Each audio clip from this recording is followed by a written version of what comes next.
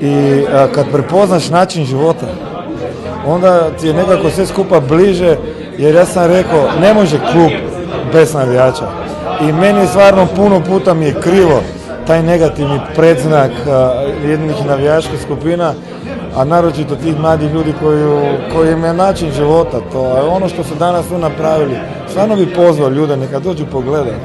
Da nije to samo, kako sam rekao, negativa, da je to jedna divna ljubav, jedna bezgranična ljubav do svog kluba, jedna velika, velika pozitivna energija.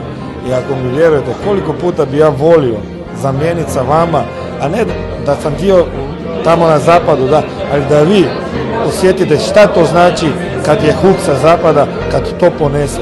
Kako je to sasvim neka druga priča, neka energija i neka nešto što je sastavni dio nogometa. Pa hoće to neko priznati ili ne?